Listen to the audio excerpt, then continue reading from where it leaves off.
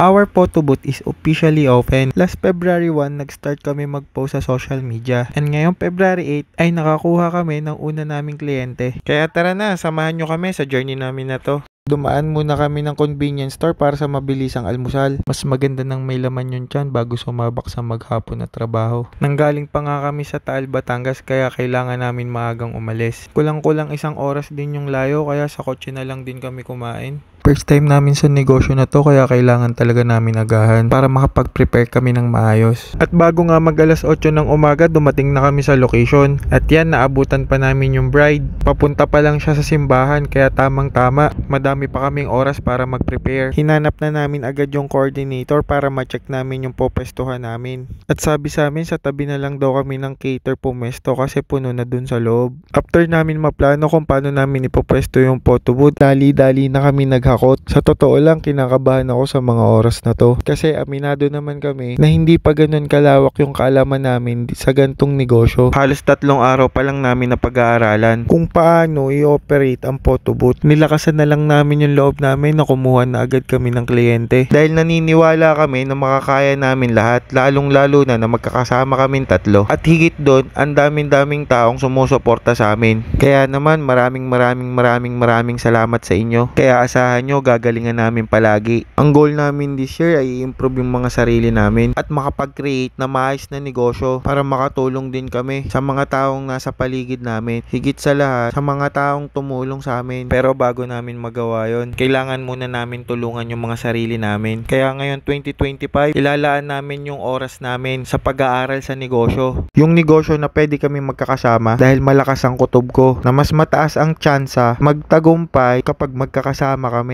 Kaya sana suportahan nyo kami. Malay nyo makakuha din kayo ng tip sa amin sa mga gusto rin mag-umpisa magnegosyo. At yun na nga, nag-umpisa ng magdatingan ng mga bisita. Nakaka-excite na nakakakaba. Iba talaga ang pakiramdam kapag first time. Sa bawat tunog ng camera, sa bawat post ng mga guest, sa bawat print ng mga picture, ibang-iba talaga yung sayang nararamdaman namin. Napapahiling na lang kami na sana palaging maulit. At hindi talaga namin namalayan na tapos na pala yung 2 oras. Sobrang bilis at sobra talaga kaming nag-enjoy. Kaya maraming salamat po talaga. Sa mga nangangailangan po ng photo booth sa mga special event ninyo, kontakin nyo lang po kami. Bibigyan po namin kayo ng magandang serbisyo. At yun nga po, nagligpit na kami kasi pupunta pa kami sa pangalawa naming kliyente. Opo, 2 po agad yung kliyente namin sa unang araw namin sa photo booth. Tinaasan ko po talaga yung tiwala ko na kayang-kaya namin. Kaya abangan nyo po yung susunod na video. Pero bago ang lahat, hindi natin palalampasin tong handaan na to. Kakain muna po tayo. Kaya Puchero check! Hindi naman kami nabigot. Ang sarap talaga ng pagkain nila. Kaya salamat po sa masarap na pagkain. Maganda rin pala talaga tong trabaho na to. Kumita ka na at nabusog ka pa. Mukhang mananaba kami dito. Ay siya, tara na sa susunod na kliyente.